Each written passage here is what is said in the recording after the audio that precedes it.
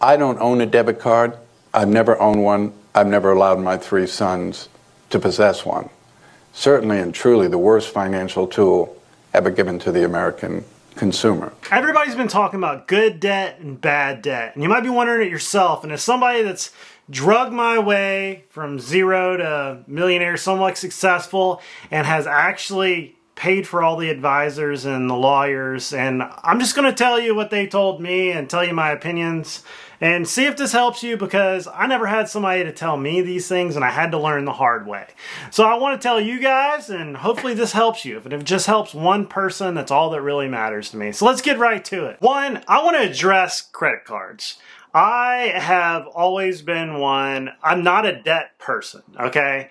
But when it comes to a credit card, it has allowed me to accrue some rewards on the money I'm already spending. See, at every level of finance, you're going to learn a new set of skills. 0 to 50,000, 50,000 to 100,000, 100,000 to 500,000, 500,000 up. There's a difference in business credit and there's a difference in personal credit. And as a young person, it's hard to create credit without getting a credit card. But here's where the difference happens. Dave Ramsey is very against it. I say you must have discipline. And if you have discipline and you have the ability to cash cover the debt, well, I've found it easier to use a credit card. I'll tell you another thing. I will never use my debit card out and about.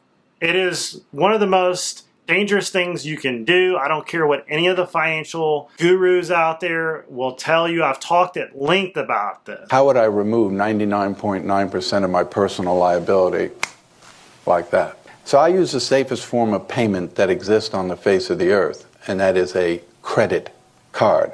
Credit card. Not debit credit, but credit card. My money sits in a money market account. It earns interest. Actually, nobody knows where it is because it's not exposed to anybody to find it. I'm not going to use my debit card to get euros overseas or pounds in Great Britain.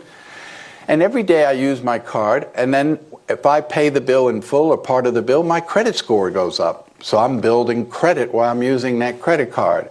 And if tomorrow, and I'll do everything to protect my information, but if tomorrow someone gets my card number and charges $1 million on my credit card by federal law, my liability is zero. When you're carrying a debit card around, you're carrying around your banking information every time you swipe. For me, I put it in the safe and I never touch it again. I don't even know if I've activated my debit card. I actually had it hacked one time and I never activated it. True story, Navy Federal.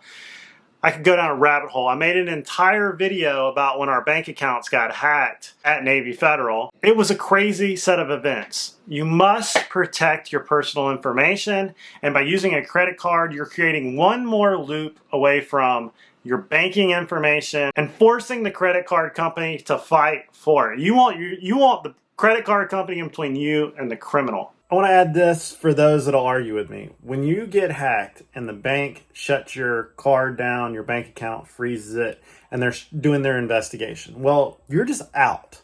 Your mortgage payment, everything that goes through that account, all your money is just stuck in limbo until they get done with their investigation. It could take 90 days. Meanwhile, everything you have to pay for is frozen. Think about that. It can be a real problem. And you could solve all this by just not using your debit card and linking your banking information with all your money to the world.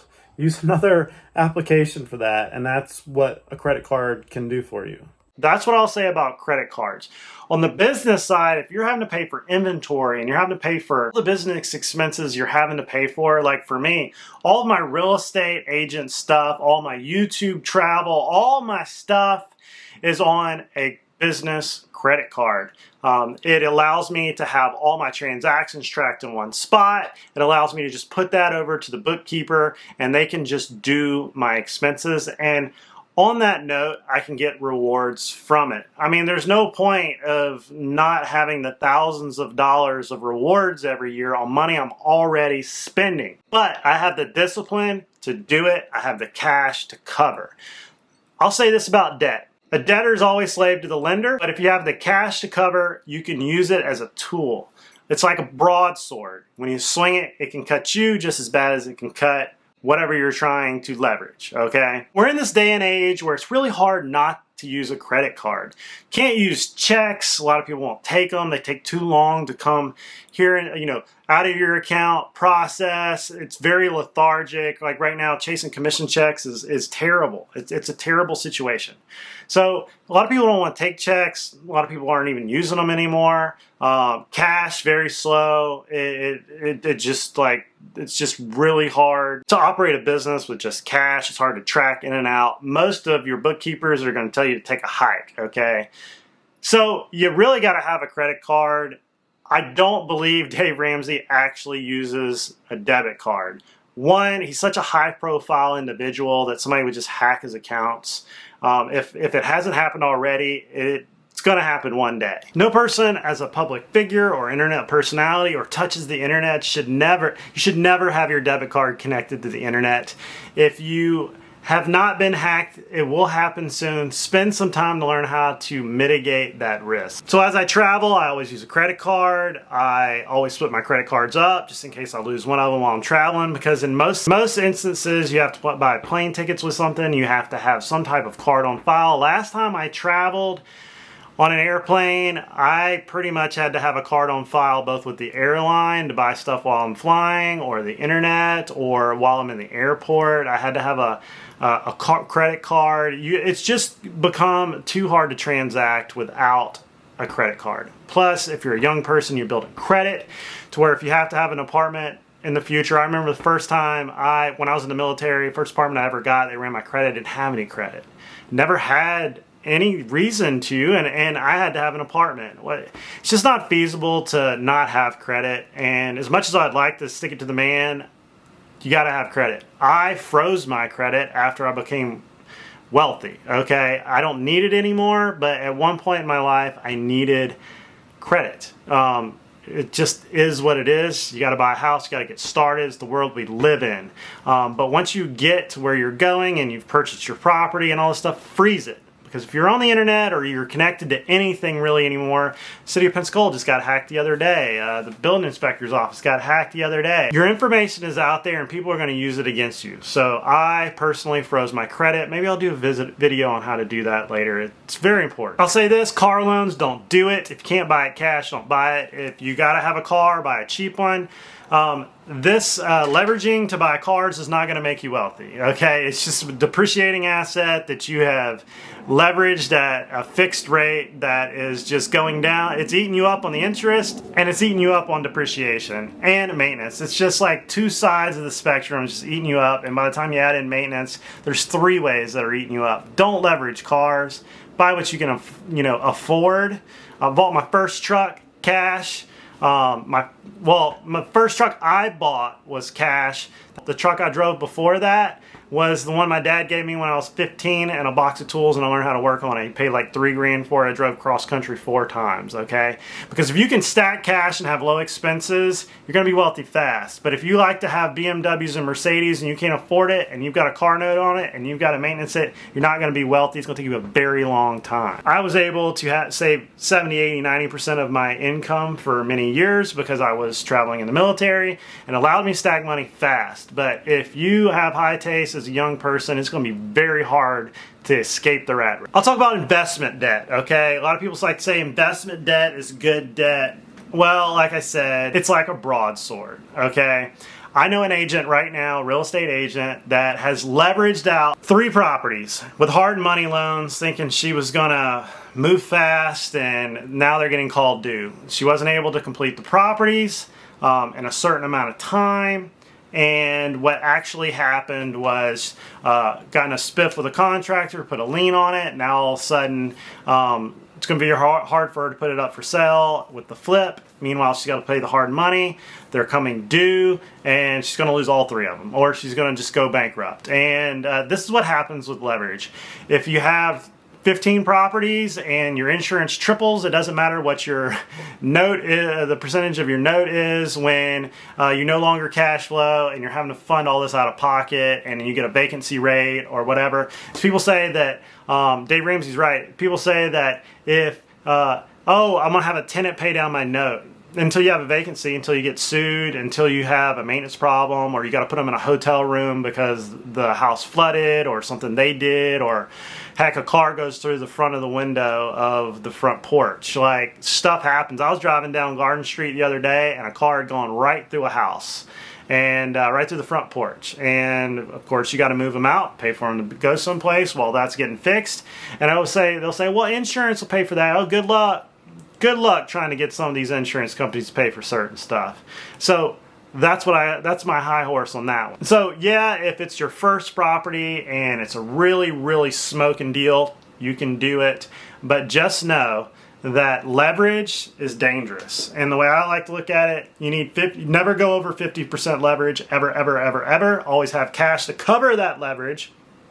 When I bought my house on a loan, I had the equivalent amount of money in the bank to be able to cover that loan.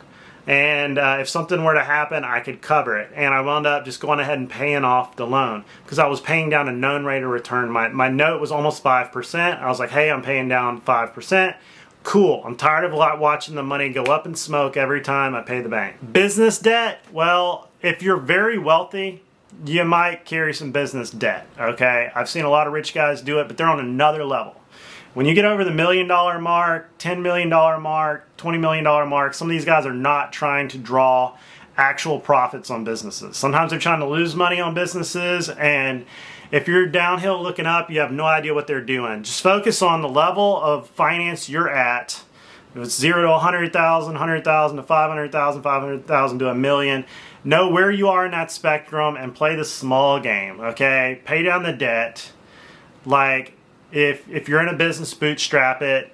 Sit on the floor. Don't buy fancy furniture. Don't go and buy cars on leverage, okay, in a business. Just don't do it.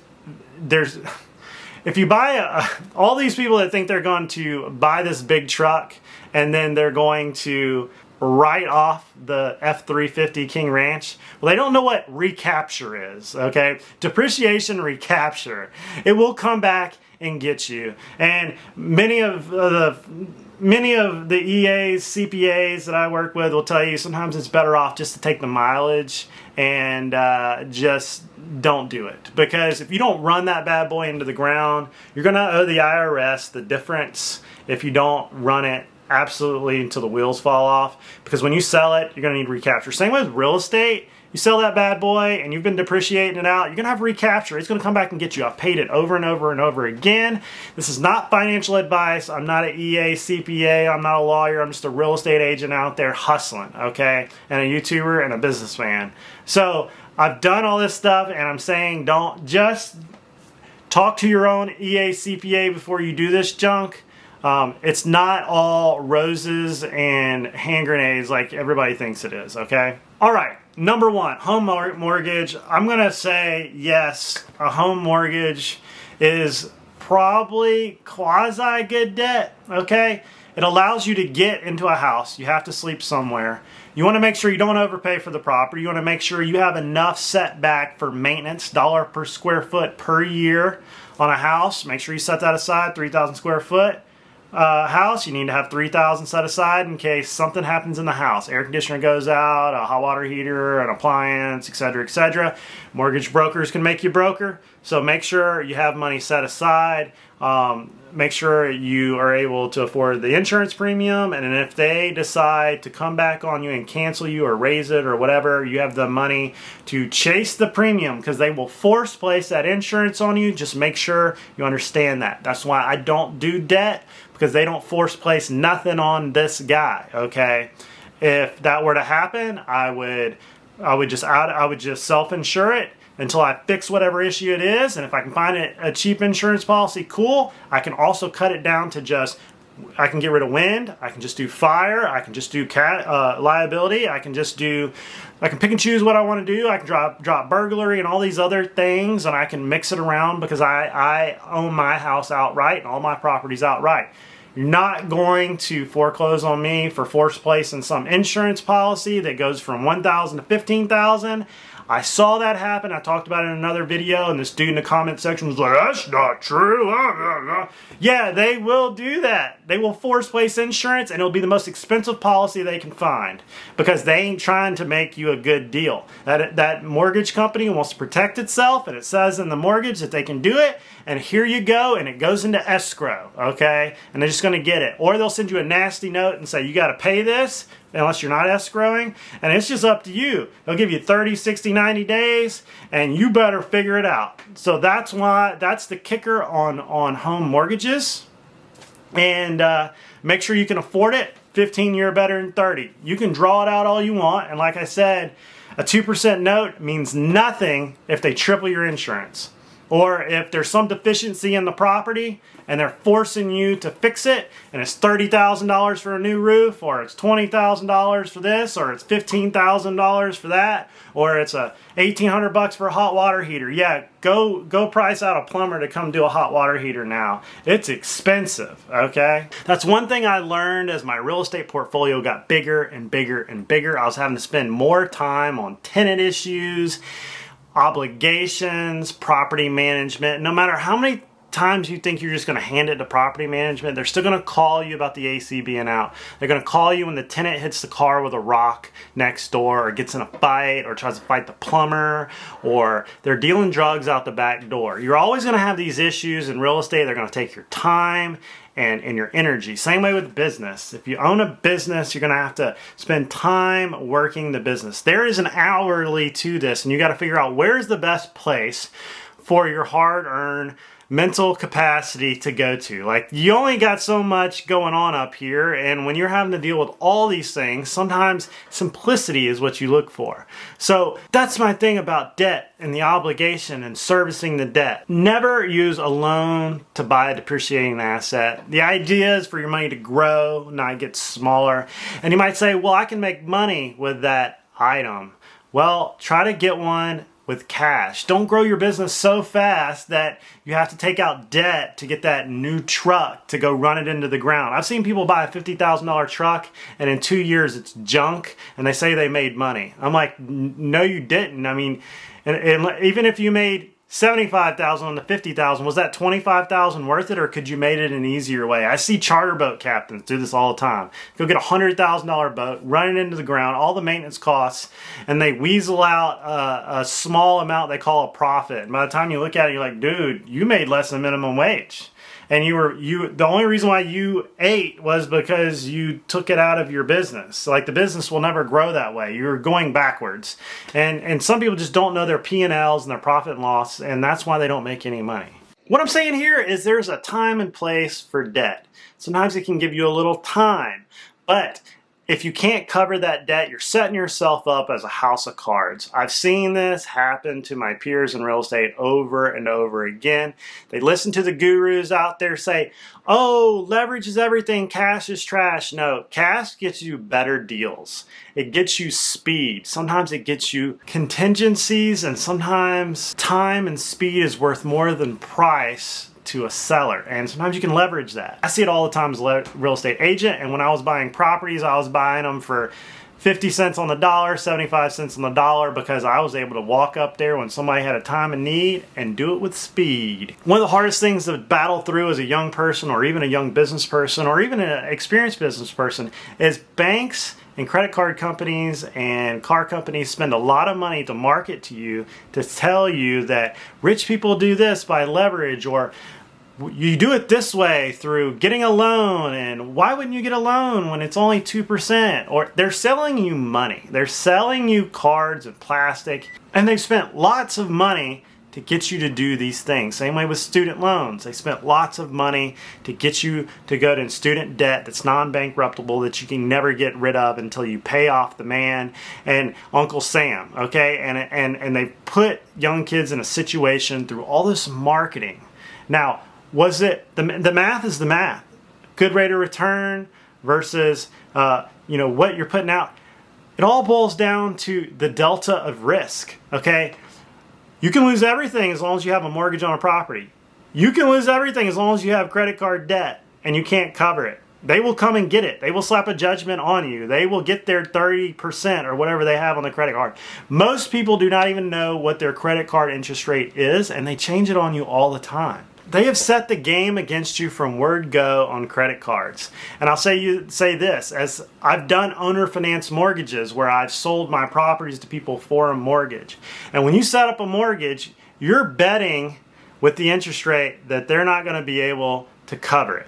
Okay, 8%, 10%, 11%. Why? Because they have bad credit. They have all these problems to where you have an increased risk in the deal as the bank, you the bank, and you're betting that they will not come through with the payment, and you'll have to foreclose on them and take back the property and pay for all the expenses.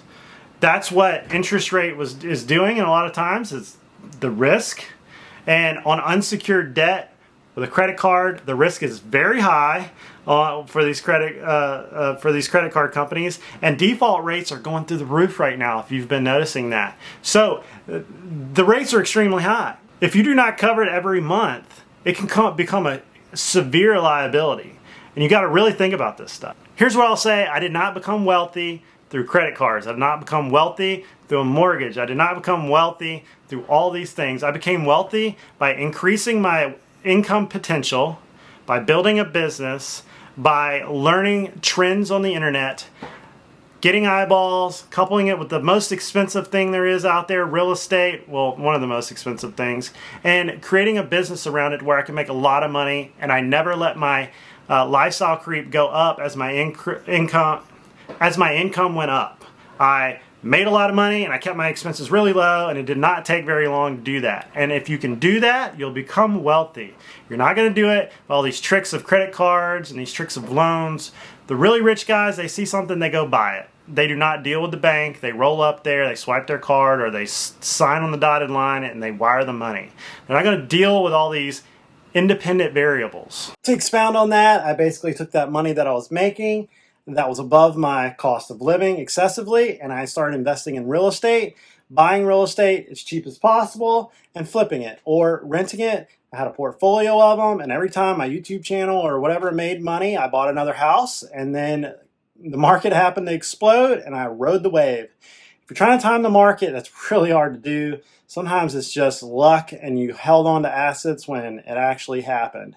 And that's how you get wealthy. It's not this magic credit card number or debt thing. You buy assets, you buy them at a good price, and you try to increase your income, and you keep learning new tricks of the trade as you go, and you get better at something and better. You specialize. So in conclusion, loans are one of the biggest robbers of your wealth because you are literally taking your income and giving it to somebody else.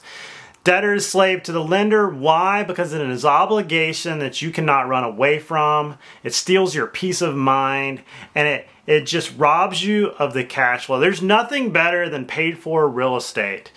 People will want to say, oh, well, I can leverage and I can do 10 million in real estate. Yeah, and you got to service the debt, and you got to worry about the bank at all times. You got to play by their rules. You got to pay by the insurance person's rules. There's so many hands in the pie, and by the time on some of these properties now, you bake out paying the banker, the insurance agent, all those guys, you're making not enough money to deal with. You should just go get another job or figure out another way of making money because the split is just not there. In conclusion, I don't believe in debt.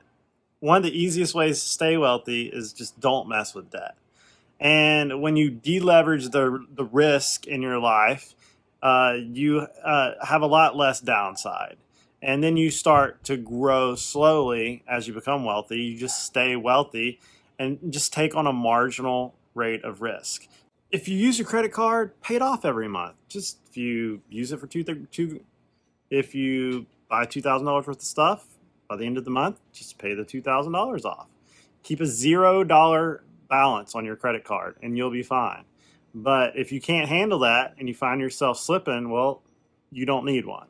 And that's my thought on that. There's no need to try to be a millionaire twice. There's no need to have to get rich twice because you lost it all because you leveraged yourself back out. Sometimes you leverage yourself out a tad to climb the ladder and get above your necessary means. But then after that, it's about reducing risk and not dealing with all the headaches of the delta of risk. But that's all I got for this video. Don't forget to like and subscribe, and I'll see you guys on the next video.